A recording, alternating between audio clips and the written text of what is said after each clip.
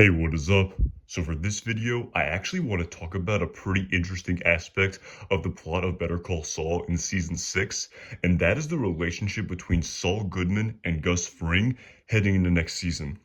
So interestingly, the only interaction that we ever saw in the plot of Better Call Saul between these two characters took place in Season 3 in the episode entitled Witness, as part of the storyline where Mike Ehrmantraut was trying to figure out who stopped him from killing Hector Salamanca in the Season 2 finale of Better Call Saul entitled Click.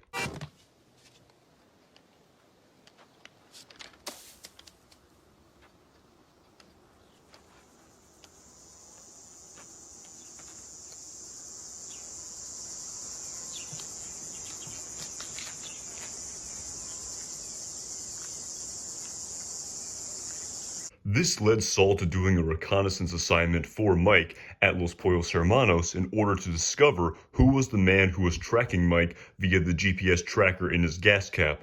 My watch clasp is loose. It falls. I tried to reach it. Oh, I'm sorry. Allow me.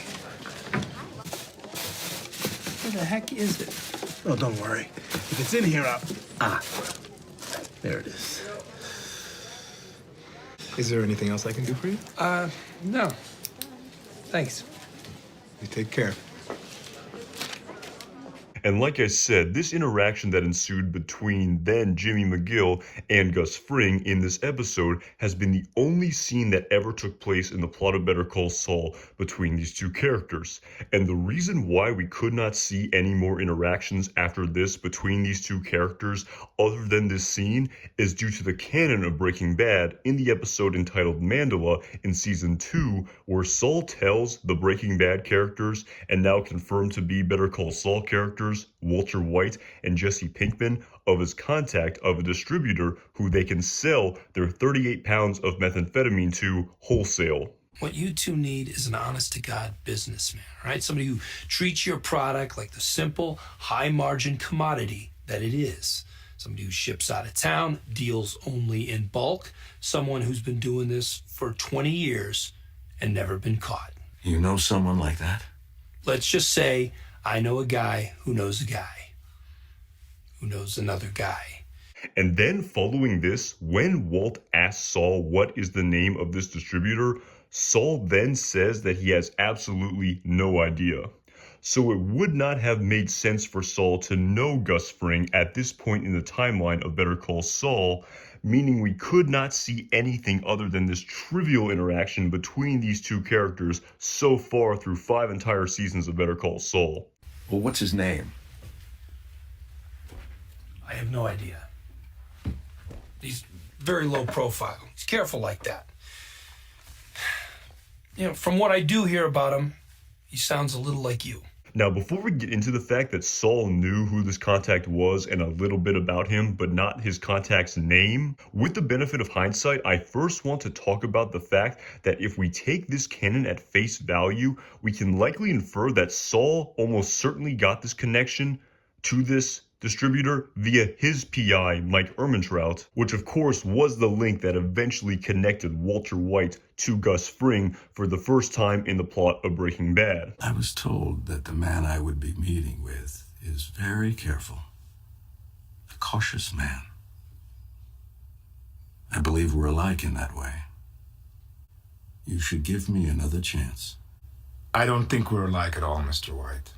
And so the question that I find rather intriguing surrounding this storyline heading into next season of Better Call Saul is when precisely in the timeline of Better Call Saul and Breaking Bad did Saul Goodman discover that Mike was working for this drug distributor?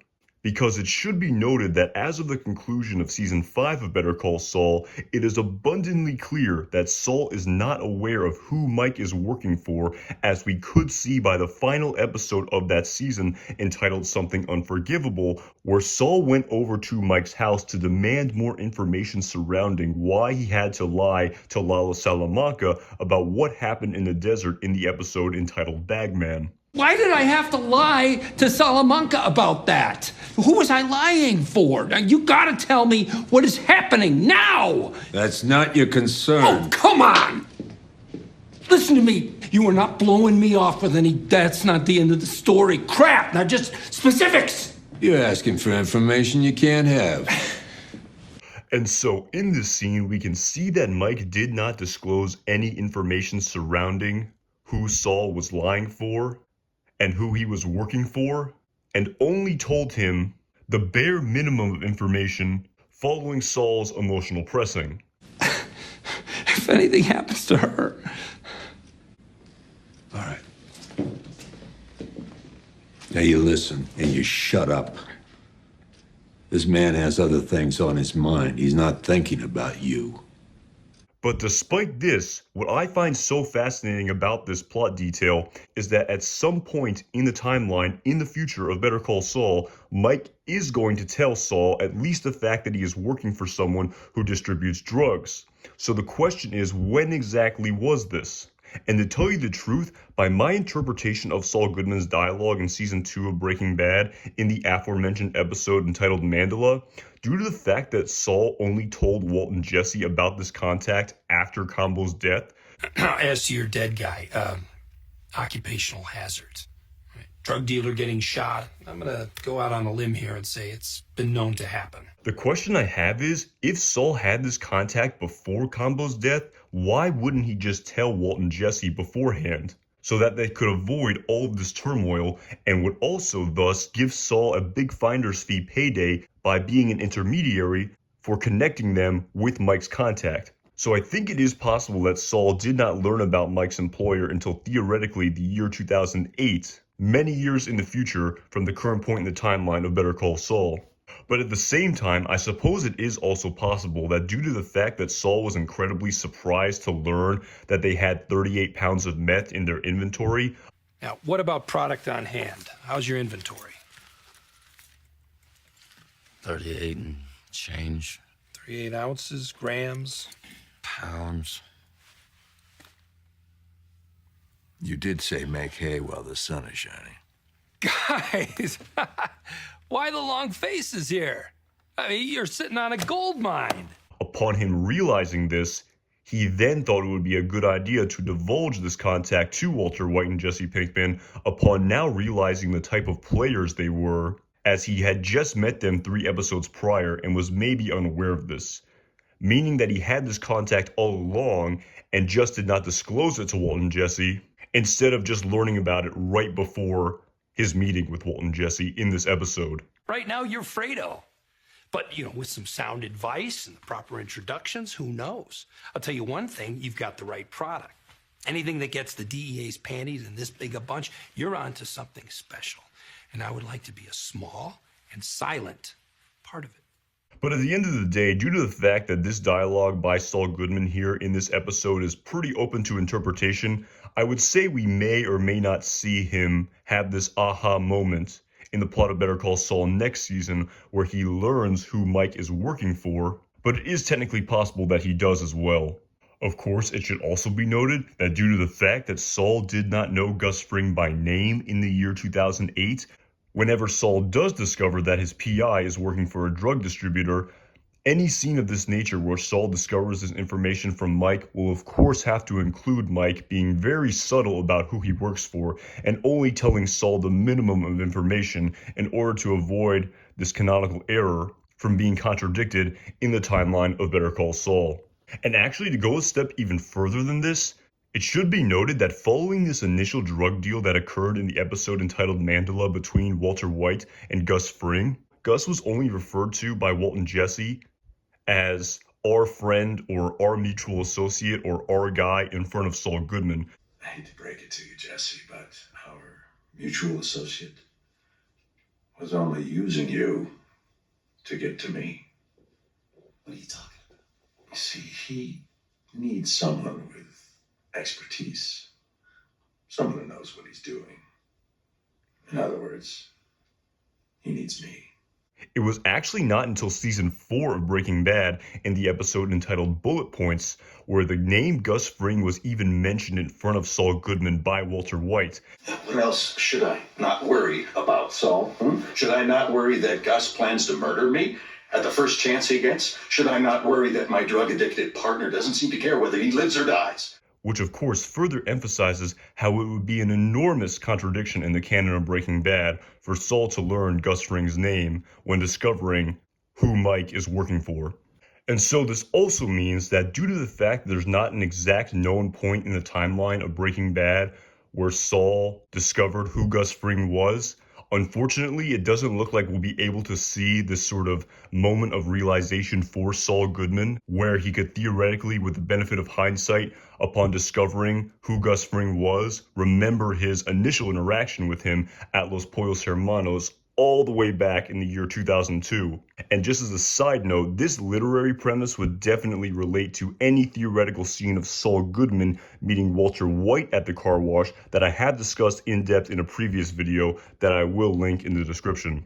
But irrespective of when this discovery of Mike's contact happens for Saul Goodman, the other question that I have heading into next season surrounding this storyline is what is going to be the specific cause for Mike to disclose the fact that he works for a drug distributor to Saul Goodman, which will be a complete change of pace from Mike refusing to tell Saul any information about his employer in the final episode of season 5.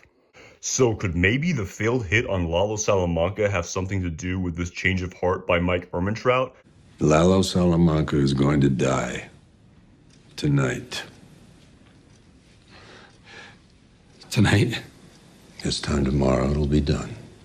But of course, as mentioned, it is possible that Saul does not know about Mike's employer until the year 2008, so we're just speculating here. That being said, at the same time, I guess it's also possible that maybe the creators could display to us a scene that relates to the infamous scene of Saul Goodman thinking that Walt and Jesse were actually men sent by Lalo from the cartel to kill him, having something to do with Mike telling Saul about his employer. Lalo didn't send you? No, Lalo! Who? Oh, thank God! Oh, Christ! Oh, I thought... But of course, we're just speculating here, but all of this is theoretically possible. So yeah, this storyline of Saul learning about Mike's employer is probably one of the most intriguing storylines that I'm eager to potentially see displayed to us next season, on top of everything else that needs to be displayed to us heading into next season that I have discussed in many of my previous videos, where it almost seems as though there's not enough time to tell all of these storylines that have been set up that need resolution prior to the conclusion of the 6th and final season of Better Call Saul. And interestingly, relating to another open-ended storyline heading into next season that directly deals with what I discussed in this video, in respect to the relationship between Saul Goodman and Mike Ehrmantraut, being the vessel by which Walter White meets Gus Fring in the plot of Breaking Bad, the dynamics of this relationship next season is something that really interests me, because if we go back to season 3 of Breaking Bad in the episode entitled Full Measure, during the scene of Mike asking Saul in his office for the whereabouts of Jesse Pinkman following Walt running over the rival dealers with his car in the previous episode entitled Half Measures, Run. who Jesse was attempting to kill while outgunned in retribution for the death of Tomas, the interaction and demeanor of these two characters here in this scene is really quite a stark contrast to me from the last time we saw these two characters converse in season 5 of Better Call Saul in the final and penultimate episode of Something Unforgivable and Bad Choice Road, where we really see this sort of deep and emotionally complex conversation between these two characters, absolutely juxtaposed by this scene in season 3 of Breaking Bad. Can't you see I'm in conference? I'm looking to find a client of yours. I was hoping you could help me out with an address. Which client? Jesse Pinkman. Jesse Pinkman in the phone book, Jesse Pinkman. How would one track him down, I wonder? You're still here. I need your full attention, Saul. Jesse Pinkman, current whereabouts. Let me tell you something, Mikey. You are good right there. Where Saul is being extremely cavalier and lighthearted with Mike Ehrmantraut here in this scene, and where Mike is acting in an overtly threatening manner to Saul Goodman, in a manner he has not done to this degree as of the conclusion of season 5 of Better Call Saul. I trust the hole in the desert I'd leave you in. I'm sorry. But who's to say I didn't write the address down in my day planner? Because it should be noted that after this threat by Mike Ehrmantraut, we really see Saul exhibit a great amount of fear towards Mike that we really haven't seen before in the plot of Better Call Saul. What the hell have you gotten me into? You're my very own PI threatening to break my legs. That's like Thomas Magnum threatening that little prissy guy with the mustache. And actually, in my opinion, this scene of Saul and Mike in season 3 of Breaking Bad really sort of reminds me of how then Jimmy McGill interacted with Mike Ehrmantraut all the way back in the plot of season 1 of Better Call Saul, which in my opinion, I think is best displayed by a deleted scene that took place in season 1 of Better Call Saul in the episode entitled Bingo, as part of the storyline of Jimmy McGill convincing Mike to steal the Kettleman's money in order for them to take the plea deal that was offered by Kim Wexler at HHM. Where after watching this scene, Jimmy's demeanor really reminds me of Saul Goodman talking to Mike in this aforementioned episode of season 3 of Breaking Bad. Oh, come on. I thought we were past this. I helped you with that little scam on the cops, right? We're a team. Perhaps I can appeal to your human side. I'm guessing you have one. This is in their own best interest. I'm trying to help them. Consider this a mitzvah. I do this, you go away. Like a fart in the wind. So in my opinion, I will be very curious to see how this relationship is displayed to us on screen next season, of how the personalities and interactions between these two characters goes from what it was during the last time they spoke to what it eventually became in season 3 of Breaking Bad, which I think is actually quite similar to how they initially interacted in the plot of Better Call Saul, which will also seemingly display to us, as Mike Ehrmantraut said in the episode entitled Bad Choice Road, that whatever Saul was going through in that episode, that will eventually pass, because as Mike said, you can forget. You said this goes away, so what's the time frame on that? One day you're gonna wake up, eat your breakfast, brush your teeth, go about your business. And sooner or later, you're gonna realize you haven't thought about it. And that's the moment. You realize you can forget. When you know that's possible, it all gets easier. So I cannot wait to see, and will be extremely curious to find out, how this nuance of Saul Goodman, aka Jimmy McGill's personality, will be displayed to us next season, including his personal relationship with Mike Ehrmantraut that will eventually lead to Saul telling Walter White of his contact of Gus Fring, which will also likely display to us the answer to the question of who exactly is Saul Goodman, and is there any of Jimmy McGill really left in this persona. Alright, so that's pretty much all I got for you guys on this one. Like I said, really intriguing storyline heading into next season in respect to Saul Goodman's relationship with Mike Ehrmantraut, which will be extremely consequential in respect to the canon and backstory of Breaking Bad, meeting up with the timeline of Better Call Saul next season, all of which will begin to unfold in 5 days from now. Also, that being said, major thank you to everyone who has been watching and commenting on my videos. I really appreciate it. Additionally, really appreciate all the people who have subscribed to this channel. I really appreciate that as well. Like I've said, I've really enjoyed making these videos heading into season 6 of Better Call Saul, and I am really looking forward to making many more videos during season 6. And as always, my name is Anton Jackson. Thank you again so much for watching this video.